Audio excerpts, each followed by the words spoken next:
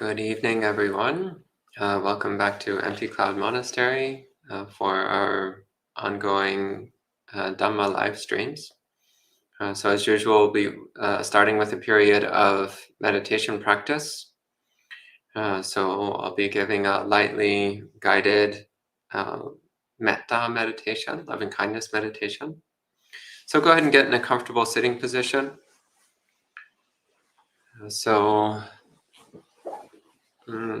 As with any meditation practice, with metta, it's also important to sit with good posture.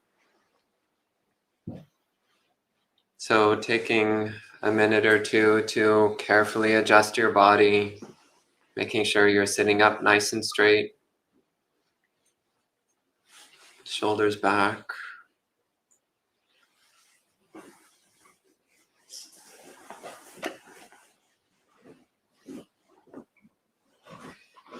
Taking the time to position your legs in a balanced way that's not going to put your legs to sleep anytime soon.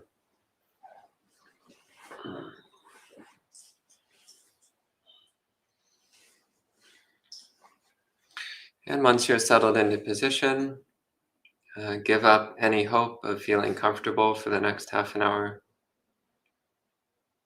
So just accepting that your body feels however it feels. And whatever it feels like is totally okay. There's nothing wrong.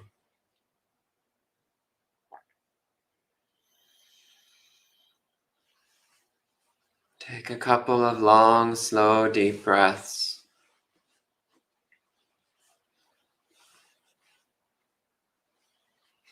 Just letting your body and mind relax.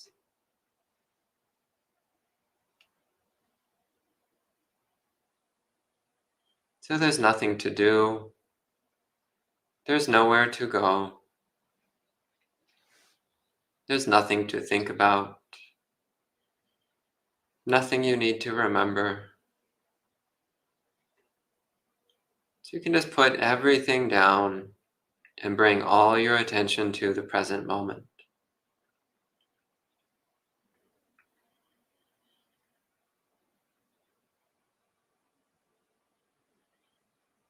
So bring a little smile to your face and think about someone who you care about very strongly. Doesn't matter who it is. It could be a parent, could be a sibling, could be your best friend, could be your pet. Doesn't matter who it is, as long as it's someone you care about very strongly.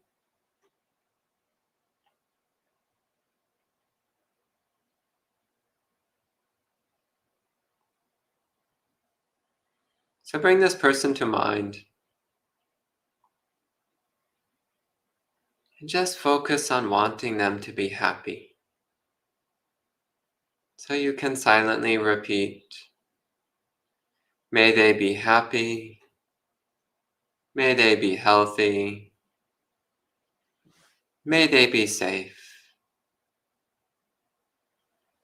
may they be happy, may they be healthy, may they be safe.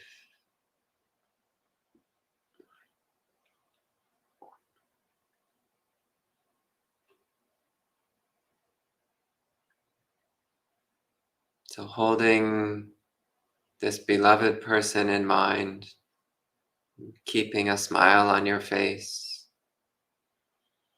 just keep wishing for them to be happy.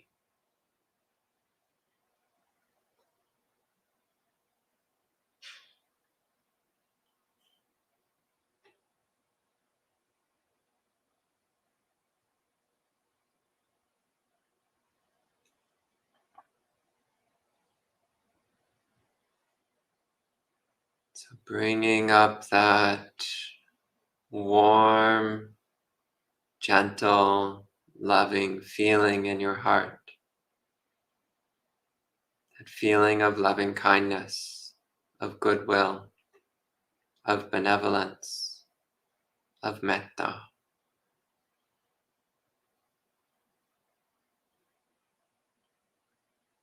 So keep thinking of your beloved person, wishing for them to be happy. Keep strengthening that feeling of benevolence, of goodwill, metta.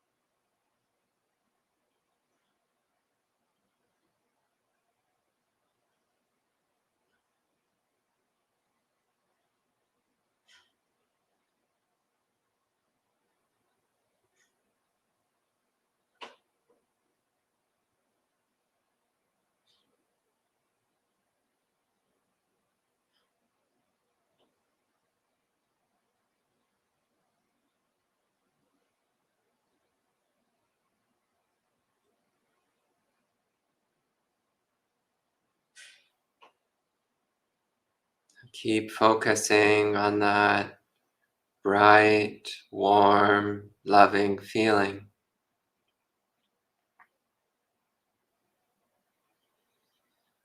And let it include all the people you're close to. So all of your good friends, all of your loved ones. You can wish equally for all of them.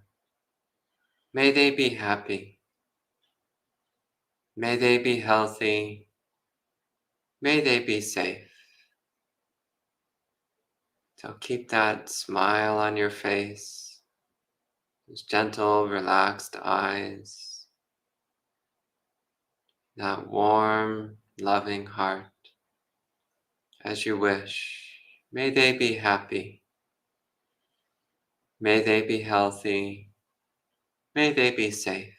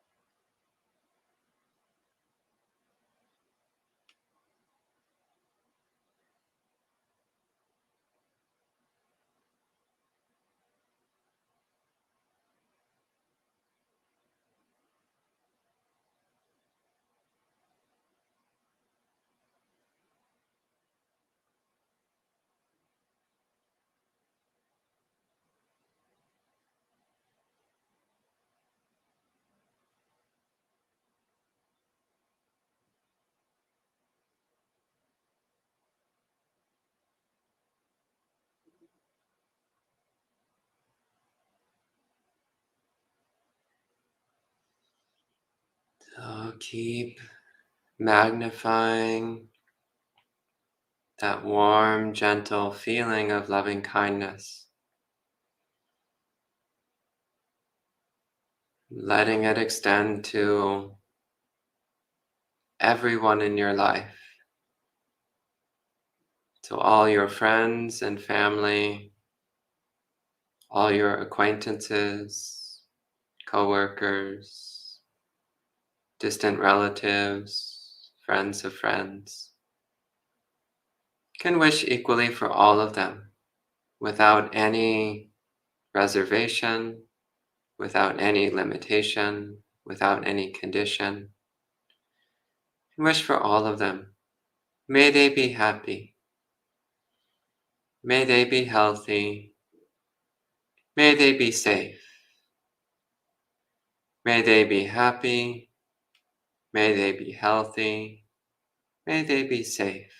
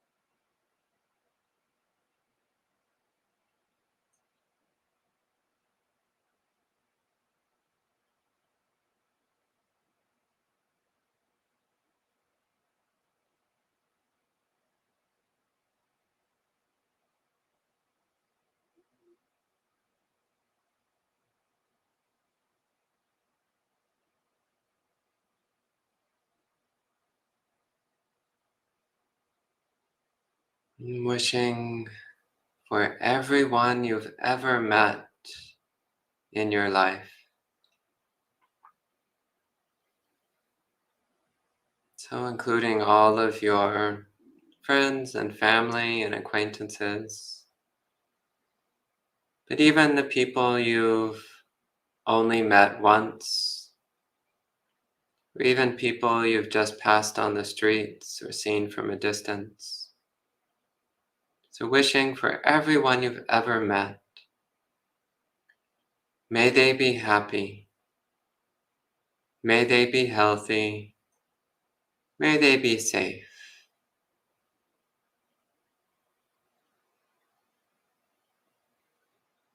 So remember to keep smiling, the relaxed face, gentle eyes. Keep smiling, wishing for everyone you've ever met to be happy.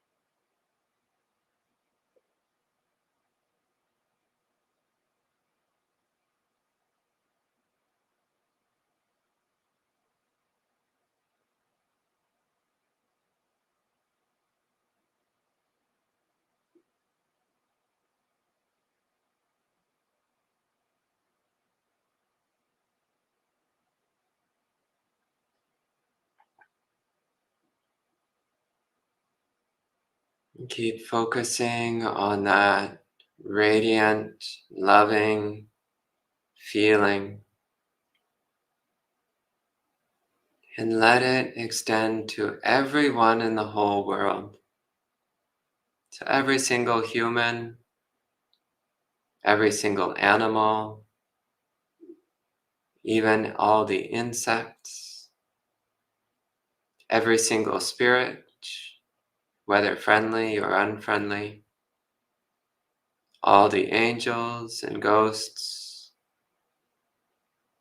every single sentient being in the whole world. So in this planet and other planets, in this universe and all other universes, so wishing for absolutely everyone, including yourself. May everyone be happy. May everyone be healthy. May everyone be safe. May everyone be happy. May everyone be healthy. May everyone be safe.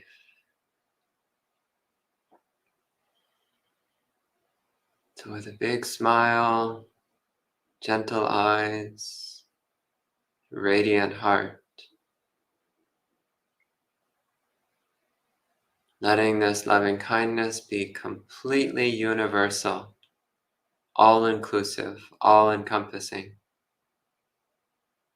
May everyone be happy. May everyone be healthy. May everyone be safe.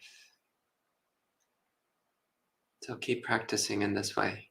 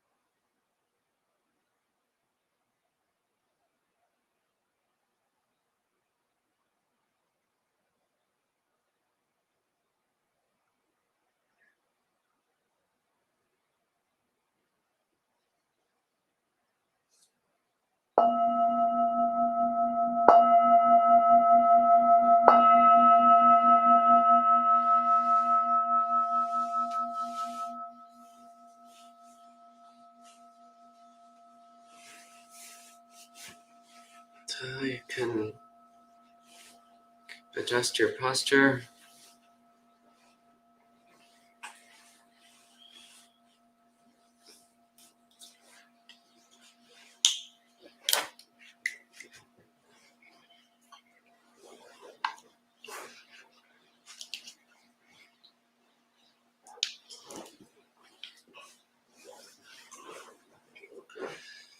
So at this time, I'll give a short Dhamma talk and then take any questions that you might have.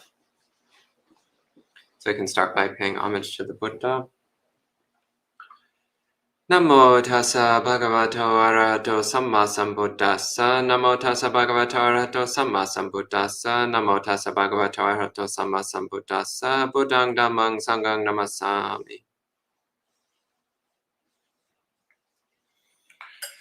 So tonight I'll be talking a bit about metta.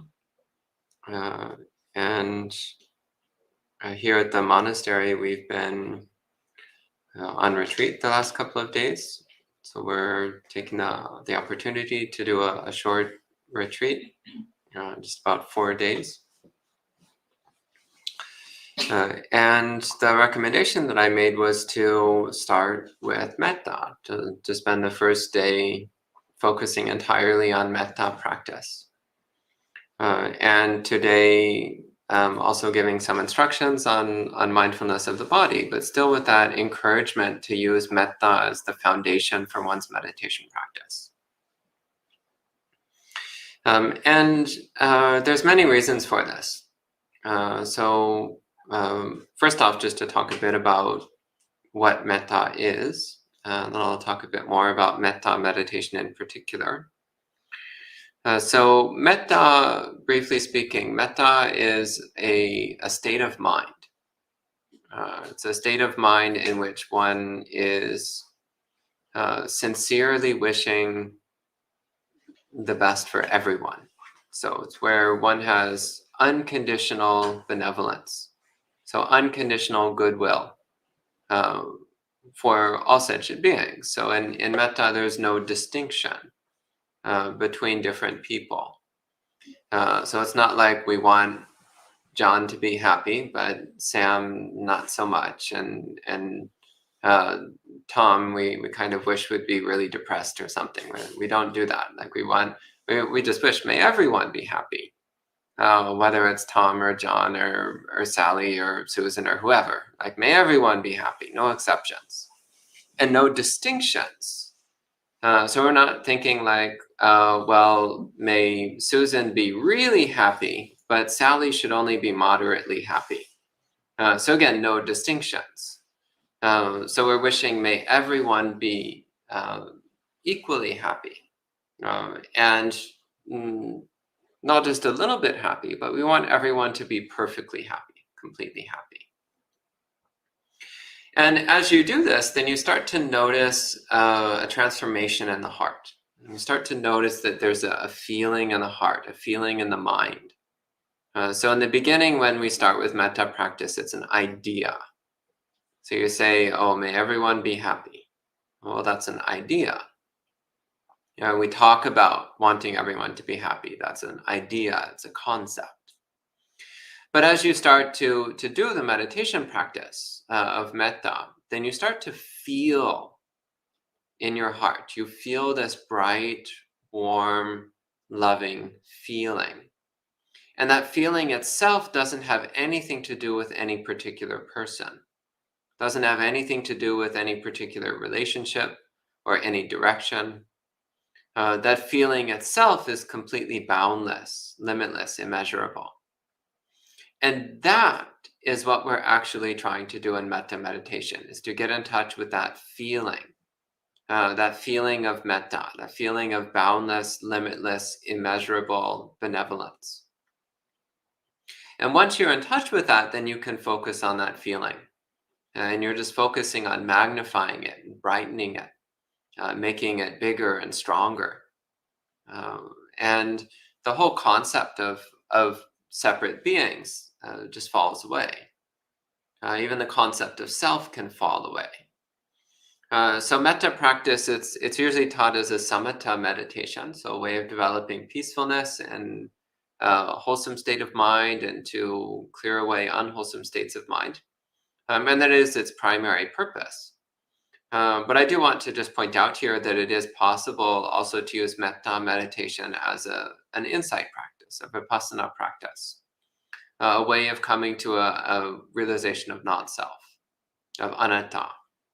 That also is something that can be done with metta practice. But normally the reason why we practice metta is because it prepares the mind for samadhi. And metta practice itself can be a samadhi practice. So metta practice, it's very commonly recommended for grumpy people. So I still distinctly remember, I think I might have still been a novice at the time. But someone had been reading from Ajahn Chah, and at one point there's a quote from Ajahn Chah where he was saying how he was teaching his students to see everyone as skeletons. It's like when they would look at someone to visualize them as a skeleton instead of looking at their skin and their flesh and so on. And I remember being interested with this practice. I was like, oh, that's interesting. So did he tell everyone to do that? And there were a couple other monks in the room, and we were talking about this, and one of the monks was like, how did he put it? He looks at me and he says, some people should do asubha, and some people should do metta. You should be doing metta. And I've never forgotten this particular scene, because it was this really strong message. He was just like, okay, let's be realistic. You don't need to be looking at people's skeletons. You need to be wanting them to be happy. And it's different for different people, of course. If you're the kind of person who has a lot of lust, and when you look at other people's bodies, you're always thinking about what you want to do with that body, then yeah, picturing them as a skeleton or as a dripping mass of bloody flesh, that might be good for you. That might help to counteract your lustful tendencies. But if your main tendency is to be grumpy and irritable all the time, which, well, guilty as charged, then metta practice is the number one recommendation. So it's cultivating a new habit in the mind, a wholesome habit of mind. So if you usually have the unwholesome habit of being grumpy and irritable and aversive, dosa charita, the grumpiness habit, then it's important to cultivate the opposite, to start cultivating the wholesome habit of metta, of goodwill, of benevolence, of kindness. And one of the surest signs that you really need to do a lot of metta is if you hate doing metta, which was definitely my case. And people were like, oh, you should do metta. And I'm like, metta, but I hate doing metta. Why would I want to do metta? It's so stupid, such a stupid practice. No, I'm going to do vipassana. That's the real meditation. And also metta practice was incredibly difficult for me in the early days. I remember one time my preceptor, Ajahn Pasano, he'd been trying to get me to do metta practice, telling me I should do metta. Now that I think about it, in those days, a lot of people were telling me I should do metta practice. Anyway, so he was telling me to do metta, and I tried. And I came back a day or two later, and I was like, success! I was able to do metta for 30 seconds. And he got this big smile, and he was like, congratulations! That's how it works. Just keep doing it longer each time. But for me, that was a real accomplishment. Being able to actually have metta for 30 consecutive seconds is amazing. And of course, as the years go by, it gets a little bit easier, not quite so challenging. It starts to become more proficient, more skilled with this state of mind. And it starts to become more pervasive. It starts to spread throughout one's day. It starts to come up naturally and unexpectedly. So maybe you're not even trying to produce a mind of kindness, but it just comes up naturally. And that's the result of all those years of deliberately cultivating metta, deliberately cultivating a mind of loving kindness. So again, this is one of the main reasons for practicing metta, is that if you're prone to grumpiness, then practicing metta is a very powerful way of starting to transform the mind, to replace the habit of grumpiness with the habit of kindness.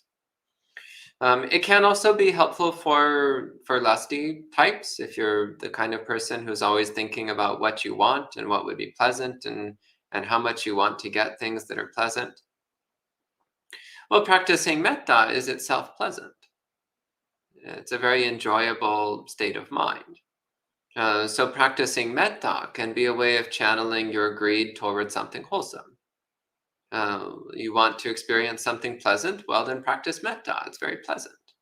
And the mind can enjoy the experience of metta, instead of seeking some other way of getting gratification or getting pleasure of some sort. And delusion types, let's be realistic, delusion types are always really difficult to help.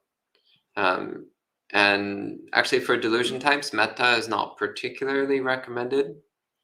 One of the reasons for this is because it's very easy to get lost in visualizing different people, or getting lost in imagination.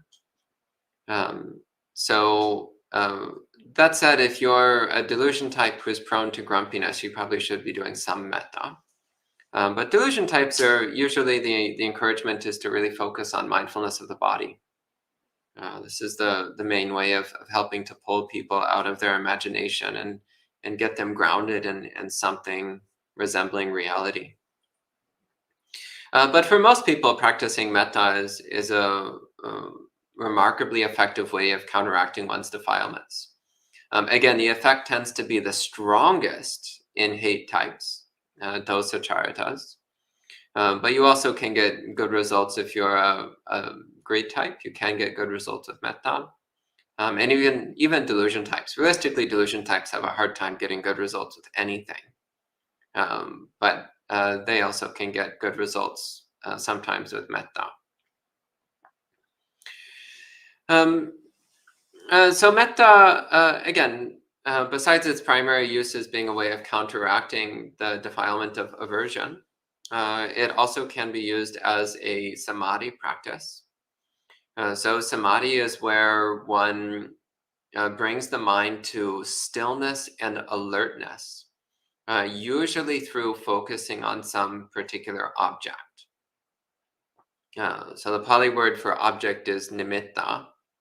And often when people hear the word nimitta, they start thinking about stories they hear of people seeing bright lights, or having visions, or things of that sort. But that's actually not how the Buddha used the word. The Buddha used the word nimitta to simply mean whatever object of attention you're focusing on. So, for example, if you're looking at a water bottle, then the water bottle is your nimitta in that moment, because that's what you're paying attention to.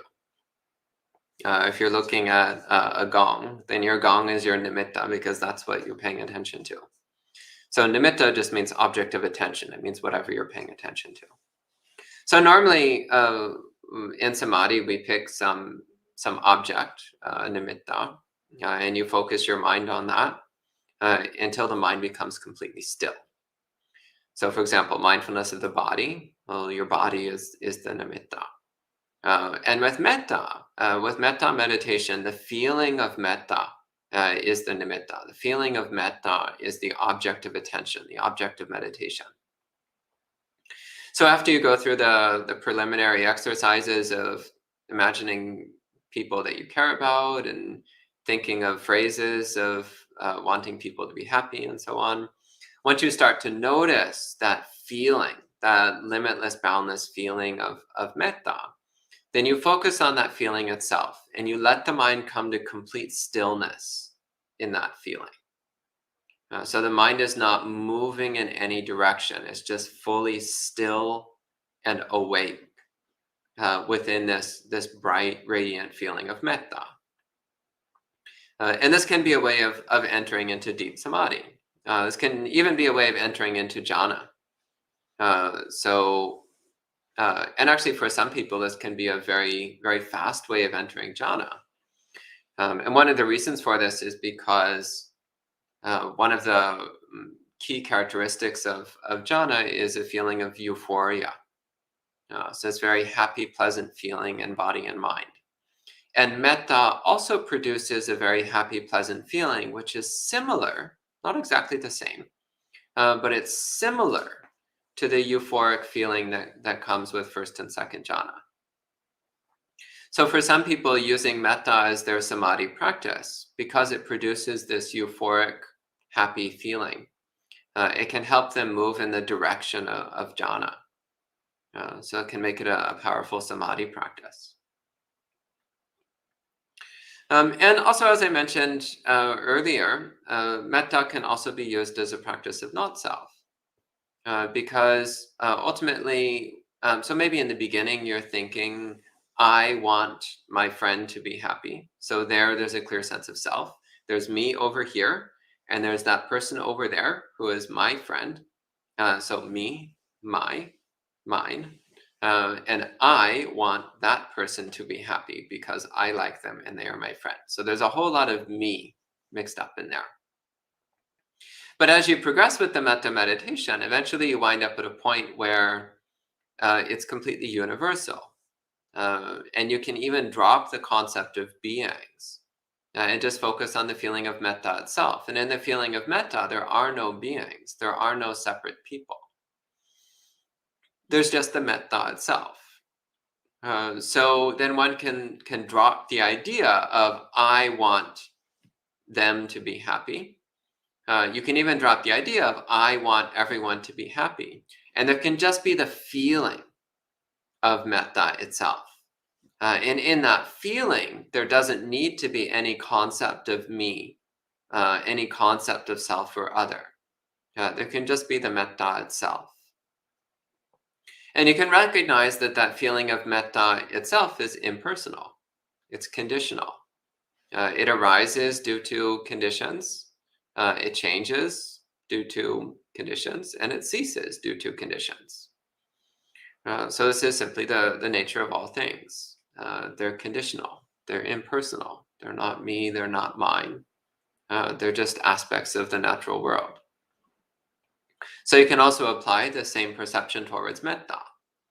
And interestingly enough, there's a few places in the suttas where the Buddha talks about this. He talks about starting with practicing metta until the mind is completely immersed in metta. It's not doing anything else. It's just completely immersed in this vast, limitless feeling of metta. And once one reaches that point, the Buddha gives two recommendations. One is to develop the recognition of impermanence. So that's anicca sanya. So recognizing that the feeling of metta itself is impermanent. It's constantly changing. It's subject to arising and ceasing, like everything else. And the other approach is the perception of not self, anatta. So recognizing that this feeling of metta is not me, it's not mine, it's not who I am. It's just a natural part of the universe. It's just another component of samsara, like everything else. And it arises due to conditions and ceases due to conditions. So this also is a way that we can cultivate insight. And the Buddha says that this is a way of attaining awakening. So through immersing the mind fully in metta and then seeing it as impermanent, through that one can attain full awakening. Or similarly, immersing oneself in metta and seeing it as not me, not mine, not myself. Then similarly, one can see that all things are not me, not mine, not myself. And through that way, one can achieve full awakening. So it is important to keep in mind that although we do normally talk about metta as a samatha practice, people sometimes think that therefore metta is an entry-level practice for beginners.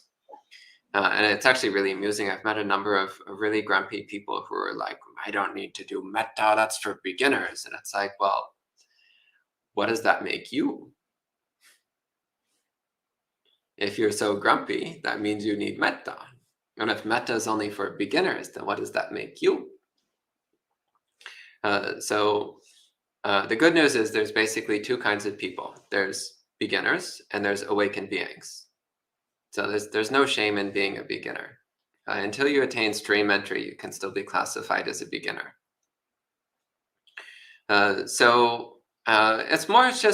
It's actually having the humility to recognize, what do I need to work on? What's actually of benefit to me? Where can I make progress? And having the courage to do what needs to be done in order to make progress towards awakening. So I don't really have too much else to say on the topic. I think I've touched on everything that I wanted to bring up this evening. So we'll actually be having a series of talks on different aspects of metta this week. So I'll go into a bit more detail over the next couple of days. But for now, I'd be happy to take any questions that you might have. So please feel free to enter questions into the comments section. I can also take questions from the monastery residents. So we have a few people here at the monastery. You're also welcome to ask questions if you like. First off, hello to everyone who's joining in online. So hello to Maria, Mary, Jayanta, Linda, Gita, James, Shyamala, Patricia, Taylor, Poe, Shauna, Sam, Sud, Alexis, Janaki, Carl, Nawang, Amaranta. Great, lots of people joining in. Good to see all of you. And I do see a few questions.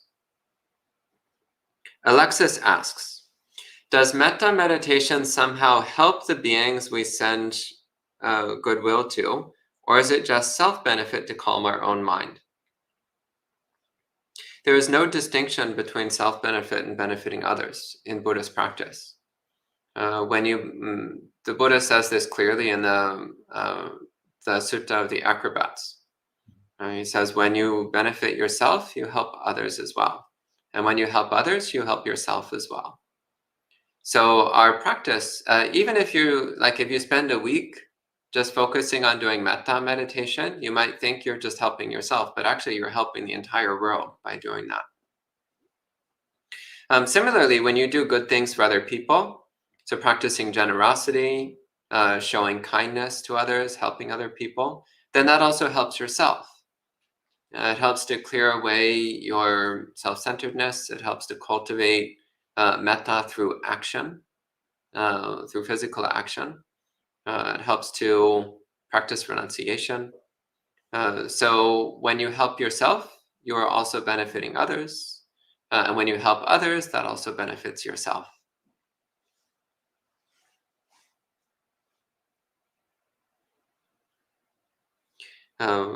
And if you meant, is there a metaphysical effect, like by wishing for others to be happy, does that actually make them a little bit happier? Well, first off, it's irrelevant, but the answer is yes, it does. Yeah. I remember there was a woman I knew when I was staying at a monastery many years ago, and she had, I forget exactly what it was. She had some kind of medical problem, and she had to go in to get a medical procedure done. And she was sitting in the waiting room just before the procedure was going to start. And she suddenly had this feeling of like deep serenity and joy settling into her mind. She was like, well, that's strange. Where did that come from? And then later on, somebody told her like, oh, at the monastery, the whole community was doing blessing chanting for you at that time. And she was like, what time?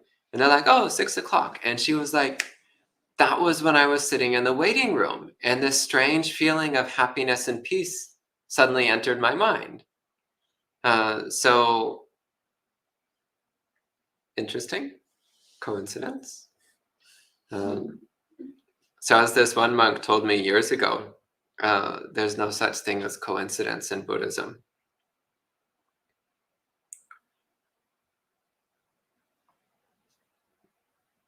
Okay. So then Carl asks, we all know that evil exists in the world. How is it possible to wish metta to a person who we know is evil? First off, there is no such thing as an evil person. There is a person who makes bad choices sometimes, but that describes everyone who's not awakened. So there's no such thing as an evil person, but there are people who make bad decisions.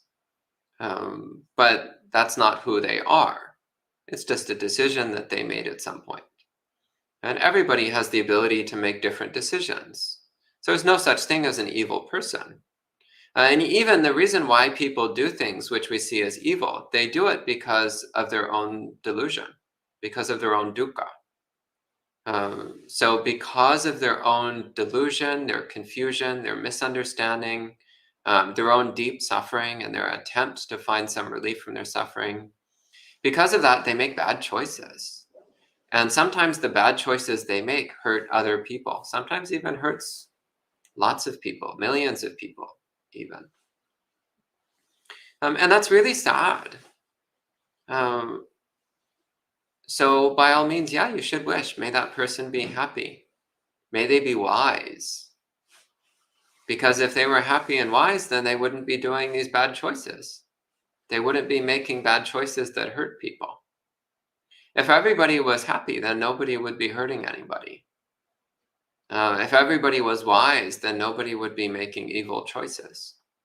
So yeah, wish metta for that person, because if everybody in the world was happy and wise and peaceful, then there would be no problems in the world.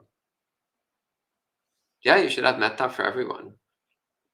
And actually, if you start excluding people from your metta, then your metta becomes very weak. It's kind of like if you have a wall. So like here in winter, it's cold outside. So we have walls that keep the warmth inside. Well, if you have holes in your wall, how effective are those walls? How effective are those walls at keeping you warm? Not very effective, eh? So in the same way, if there's holes in your metta, then it's not very effective. If you're like, may everyone be happy except that person and that person and that person, and I hate that person and that person sucks and I don't like what they do. That's not metta meditation, that's dosa meditation. That's not doing you much good. Now, I mean, that said, it's better to have metta for only one person than to have metta for 0 people. So if you can have metta for at least one person, that's great. Start with that. But work on progressing towards universal metta, all-inclusive metta. But if all you can do in the beginning is metta for one person, then do it. Yeah.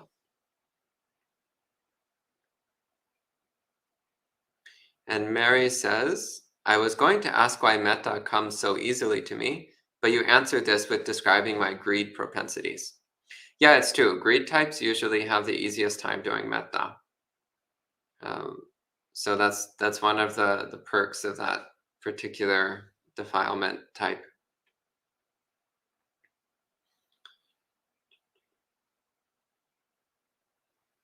So Amaranta says, sometimes when I'm doing metta towards more and more people, I feel overwhelmed and a pressure in my heart because I can't do it with all and I start to feel discomfort. I think the problem is because you're still thinking of it in terms of me. Like, I need to want everyone else to be happy. So of course, if you think of it in that way, then it's like you're trying to put too much air in a little balloon. Of course it's not possible. So the important thing is to let go of your sense of me. So the universal metta is not you, it's just metta. So if you think, I need to want everyone to be happy, well, of course that's impossible. But if you just think, may everyone be happy, then there's no problem, because it's not limited to me. It's not limited to any one person. So you might try that. Try to drop the sense of me when you're doing metta, and just focus on the feeling of wanting everyone to be happy, this limitless goodwill. Even the concept of everyone falls away as you develop this practice. Concept of wanting falls away. There's something timeless and motionless in boundless metta. And eventually you can get in touch with that timeless, motionless vastness of metta. And in that timeless, motionless vastness, there is no me, there is no self, there is no other.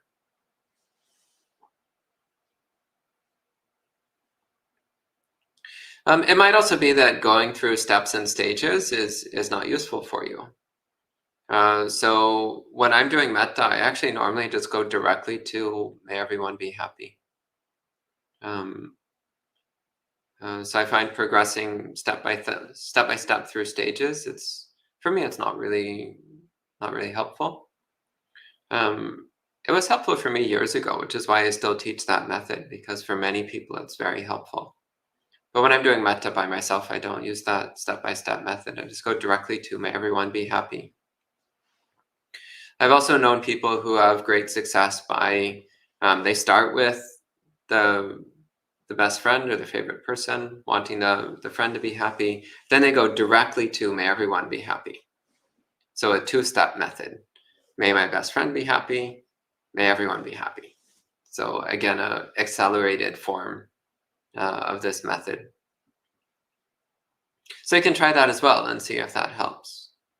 But another thing is, when you start to feel discomfort, just relax. Relax your body, bring up that smile again.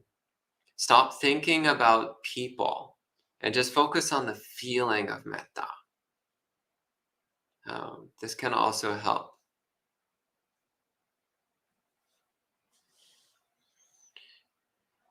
Okay. Sud asks, is it wise to incorporate the feeling of metta in all of our activities? Or is it setting too high a goal for a beginner layperson? Yeah, try. Try to have metta all the time, no matter what you're doing. It's always good to try. That's how you make progress, is by trying. Just don't expect too much of yourself. Don't expect yourself to be an expert at this practice. But try, because the more you try, the better you get. Next, Sudha asks, does metta protect one? If so, how? And do you have any inspiring examples? So yes, metta does protect you. One very simple example of how it protects you are that if you're nice to people, then they're much less likely to hate you, which means they're less likely to harm you. So that's a very direct way. Also, the Buddha says that if you have a lot of metta, then the devas will protect you. The devas will watch over you. So that's quite, and you can actually even get a feeling of this sometimes. Yeah, it said that devas congregate around people with strong metta and protect people with strong metta.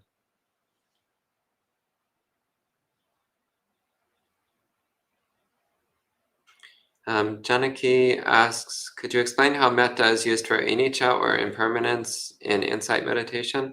I think I explained that already.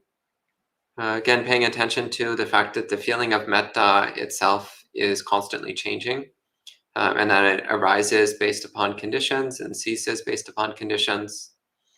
And actually, when you pay attention to it moment by moment, every moment you can see the experience of metta as coming into being, and the experience of metta as ceasing. So it's the same as with perception of impermanence towards any other object. Proto Dhamma asks, is metta helpful for sadness? Yeah, absolutely. Yeah, metta is a very happy, joyful state. So that itself is pleasant. But also when you're wishing for everyone to be happy, that includes yourself.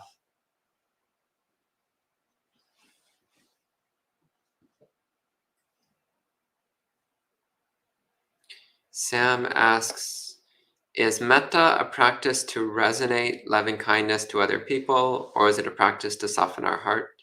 Both. It's both. Carl asks, are you saying we should feel sorry for people who we perceive as evil? Yeah, that's actually a very important step. It's much better than hating them. Optimally, we should have compassion for such people because ultimately they're hurting themselves. They're doing something that they think should make them happy, but actually they're just harming themselves. That's quite sad. So yeah, you should have compassion for people you think are evil. They're not just hurting other people, they're also hurting themselves.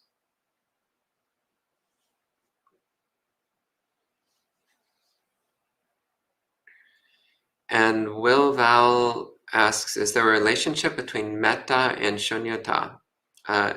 There is. So as I mentioned, in advanced stages of metta meditation, you can drop the sense of self entirely.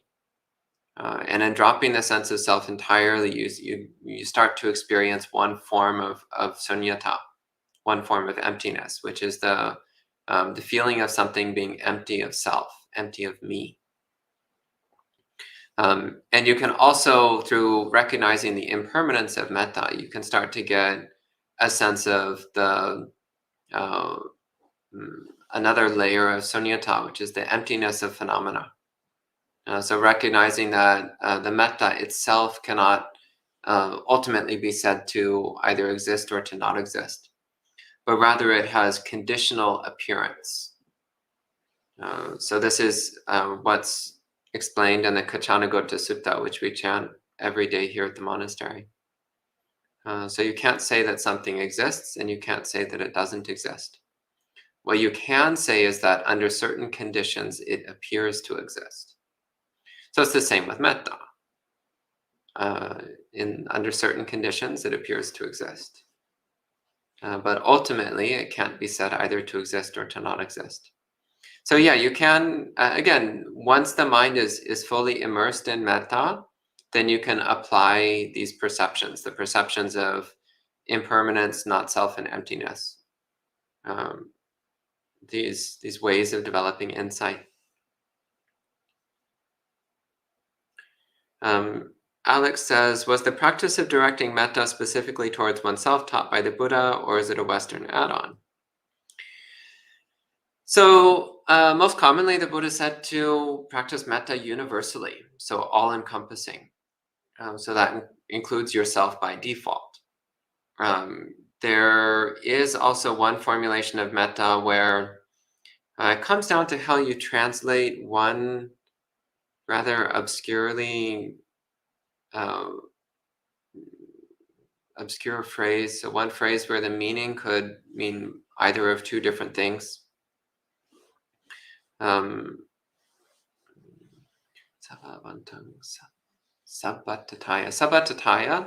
Sabbatataya can either mean to all as oneself, or it can mean universally or impartially.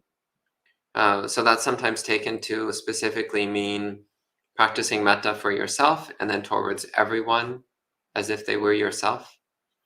Does the Buddha ever specifically say to practice may I be happy? I'd have to look it up. But again, it's just automatically included in wishing for everyone to be happy. Yourself is automatically included. And also keeping in mind that ultimately we practice in order to get free from dukkha. So that necessarily means having metta for yourself. Necessarily, it means wanting yourself to be free of dukkha. If you don't want yourself to be free of dukkha, then you would never begin Buddhist practice. It's our fundamental motivation. Even if you want all beings to be free of dukkha, well, that still includes yourself, once again. So I have met a number of people over the years who have this kind of the opposite attitude. They have this attitude of, may everyone except me be happy. But that's actually just another form of self-centeredness. So there's, may only me and nobody else be happy. That's a form of self-centeredness. And there's may everyone else except me be happy. That's also self-centeredness. They're actually just an inverse of each other, but both of them are just, they're just self-centeredness. It's just being fixated on yourself. So in metta, we're dropping this fixation on self and just wishing for everyone to be happy, equally, limitlessly, unconditionally. Which again is why it's a way of developing anatta sanya, the recognition of not-self. So there are many teachers, and this actually comes from the commentaries. The commentaries give a way of practicing metta where you start wishing, may I be happy. And then from wishing, may I be happy, then you start wishing for other people to be happy. And for some people, that really works. So if it works, that's what matters. If something works, then do it. If it leads to you getting to a point of limitless metta, then do it. It's good. So whether you start with yourself or you start with somebody else or you start with a cat or you start with all beings, it doesn't matter. What matters is that you arrive at the point of feeling limitless unconditional metta. That's what matters. It doesn't matter how you get there. The method is beside the point. The method is irrelevant. It's the destination that matters. It's arriving at the experience of limitless, all-embracing, unconditional metta. That's what matters, not how you get there. That's the last of the questions from online. Any questions from the residents here? Yeah. How does metta meditation reduce greed? How does it reduce greed? Yes. Because metta is a pleasant experience, so then you're less interested in other things. So greed comes from the thought, if I get something, then I will be happy. Mm-hmm. So for example, you're thinking of the cake and you're thinking, well, if I got some more cake, then I would be happy. Mm-hmm. But if you're already happy, then you don't need to get anything. So, more cake. But you won't even be thinking about it because in the mind of metta, you're already completely happy. So you don't need to think about getting something to make you happy because you're already happy. But when you want to be more happy. Yeah, so practice more metta and then you'll be more happy. You're a greed type, aren't you? I am. You are a greed type. Okay, so greed types are actually the only people who are encouraged to be moderate in practicing metta. And it's because if your greed tendency is very strong, then it can actually be difficult to practice metta correctly. You can just get fixated on your greed, your desire for more pleasantness. Mm-hmm. So if you notice yourself steering in that direction, just practice mindfulness of the body. Put down the metta for a while. Like if you notice your greed is getting stronger when you're doing metta, stop doing metta. Just do mindfulness of the body instead.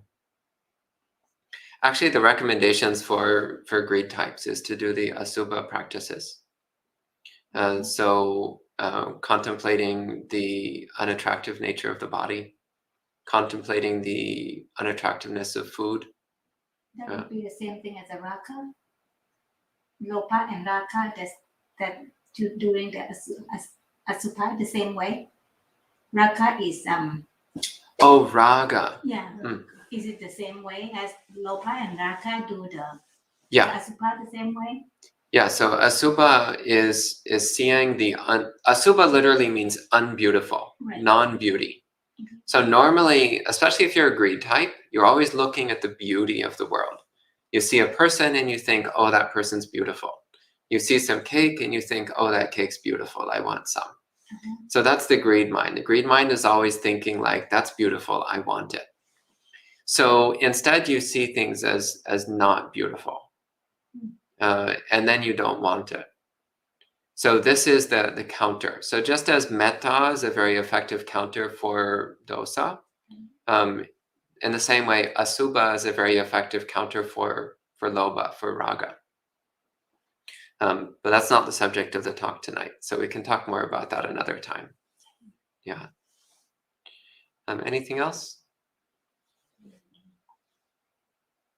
Okay. Good. Okay, so we can end with 3 sadhus. Sadhu, sadhu, sadhu. Okay, we'll see you next time.